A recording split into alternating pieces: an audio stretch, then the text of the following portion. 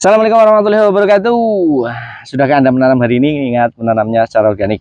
Punya tanaman cabai sudah 4 bulan tapi kerdil saja. Kenapa? Zaman cabai.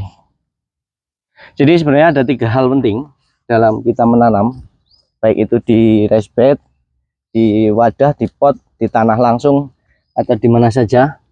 Ada 3 hal yang penting dalam menanam agar bisa tumbuh subur dan berproduksi maksimal.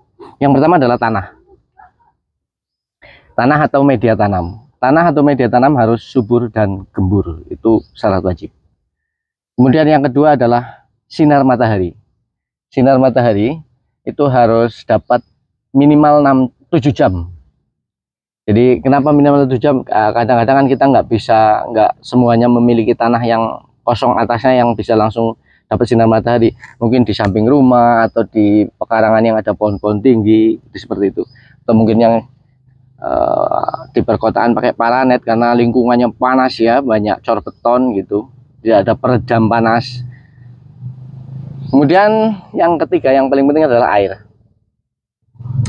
Air bisa air hujan, bisa air siram yang kita siram. Itu 3 hal penting yang sangat mempengaruhi pertumbuhan, kesuburan, dan produksi sebuah tanaman. Tanah gimana? Tanah harus subur dan gembur, yaitu kalau kita sih biasanya terbuat dari tanah pekarangan, kompos, dan sekam lapuk. Kalau tidak ada sekam lapuk ya berarti tanah pekarangan 1 bagian, komposnya 2 bagian. Itu yang membuat tanah itu nanti gembur dan subur. Hubungannya dengan air tadi, ketika tanahnya gembur dan subur, maka air cukup di dalam tanah, tidak berlebih dan tidak kurang. Tadi syarat yang ketiga itu air yang cukup, tidak berlebih dan tidak kurang. Maksudnya berlebih adalah bahwa air, kalau medianya tidak gembur, ketika hujan atau disiram, maka air akan jenuh di dalamnya. Sehingga akar di dalam tanaman itu tidak bisa berkembang maksimal karena banyak air. Karena akar juga butuh bernapas. Ketika banyak air, jenuh air, maka dia anaerob, tidak ada udara. Kemudian ketika tidak ada hujan, tidak disiram, kering. Kalau tanahnya tidak gembur, tidak subur, tidak banyak mengandung kompos atau bahan organik, maka ketika kering, tanah akan cepat kering. Ketika tidak hujan, tanah akan cepat kering. Ketika tidak disiram, tanah akan cepat kering. Berbeda kalau tanahnya itu subur, gembur, banyak mengandung bahan organik. Ketika hujan dia bisa membuang kelebihan air dengan cepat. Ketika kering dia masih menyimpan air. Karena dia teksturnya seperti spons. Jadi bisa menyimpan air. Dan ketika tidak ada hujan, tidak disiram, masih bisa menyediakan air untuk tanaman. Karena tidak cepat kering. Nah, kompos, kemudian kompos yang baik adalah kompos yang terbuat dari berbagai macam bahan organik. Karena kita tidak tahu kandungan 1-2 bahannya itu dari apa, maksudnya mengandung apa. Misalnya kayak kotoran sapi mengandung apa, kotoran kambing mengandung apa, kita tidak tahu. Kemudian limbah dapur mengandung apa, tidak tahu. Kemudian dedaunan mengandung apa, kita tidak tahu. Kita cuma bisa hanya kira-kira. Kalau kita menginginkan kompos yang memiliki nutrisi yang lengkap buat tanaman atau memiliki mikroorganisme yang lengkap yang nanti ketika masuk ke dalam tanah dia bertugas membuat nutrisi yang dibutuhkan tanaman kayak NPK, unsur hara makro, NPK, kemudian unsur hara mikro, dan lain-lain. Maka kompos itu harus terbuat dari berbagai macam bahan organik, mulai dari sampah pekarangan, daun-daun hijau, daun-daun kering, ranting-ranting lapuk, kemudian sampah dapur, sisa makanan, sisa buah. Pokoknya yang dari dapur, kemudian kotoran hewan seperti kotoran sapi, kotoran kambing.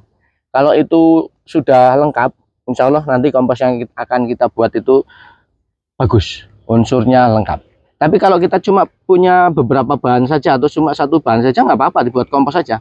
Tenang, kita itu menanam secara organik tidak instan, lama, berproses, perlu proses yang sangat-sangat lama. Ketika hari ini kita cuma punya daun-daun kering saja, oke, kita komposkan. Suatu saat kita punya sisa makanan dari dapur, oke, kita tambahkan. Suatu saat kita punya kulit-kulit buah, oke, kita tambahkan. Suatu saat kita punya kotoran hewan, oke, kita tambahkan. Jadi tidak harus pada saat itu juga memiliki hal-hal atau bahan organik yang tadi disebutkan. Tetapi nyicil boleh. Kalau cuma adanya sampah daun ya udah sampah daun saja. Gitu. Intinya kita permudah saja. Masalah suburnya tanaman itu nanti seiring berjalannya waktu. Oh ya, solusi buat mbaknya yang Mbak Thomas tadi ya yang tanya.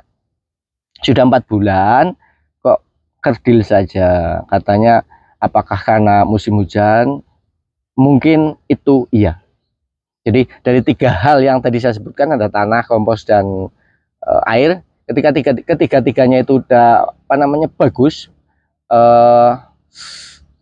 Pokoknya sesuai dengan apa ya? Pokoknya ketiga-tiganya itu optimal, maka insya Allah tanaman akan tumbuh subur. Ketika tanaman bermasalah, berarti ada salah satu atau kedua atau salah dua atau semua 3 hal itu yang bermasalah. Misal tanahnya kurang gembur atau kurang subur. Jika tanahnya sudah gembur dan subur, kemungkinan kurang sinar matahari. Jika sinar matahari sudah cukup, kemungkinan kurang air. Seperti itu. Jadi ada 3 hal itu yang perlu diperhatikan. Mana kira-kira yang tidak optimal. Jika ketiganya sudah optimal, insya Allah akan tumbuh dengan subur dan produksi maksimal.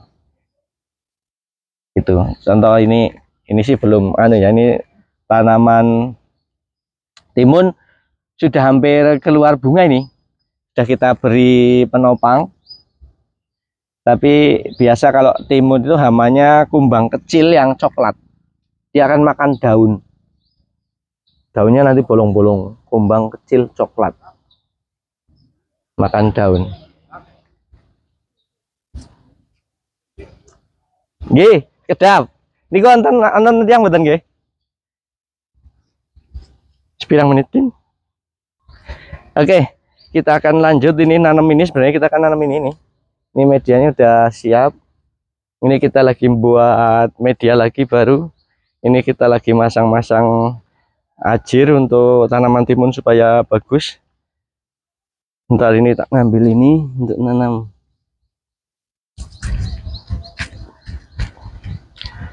Nah, ini kita tanam. Kalau medianya subur dan gembur itu enak, nanam juga enak ini. Ini.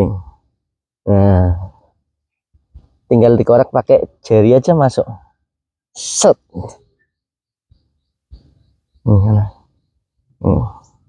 Set. Ini tumpang sari ya, antara timun, terus cabai dan jasim. Ini cabenya juga nggak begitu subur sih, tapi ini kan baru berapa ya, udah ada 2 minggu belum pindah tanam. Biasanya perubahan itu akan akan terlihat tanaman itu setelah 2 minggu dia akan berubah membaik. Ini kan baru kita pindah. Kalau udah 2 minggu biasanya akan terlihat. Kalau udah dipindah tanam dalam 2 minggu kok tetap saja, berarti tadi ada masalah dari ketiga hal tersebut. Harus kita teliti lagi, harus kita periksa lagi apa yang menjadi masalah. Oke, demikian. Semoga ada manfaatnya. Terima kasih nonton. Assalamualaikum warahmatullahi wabarakatuh.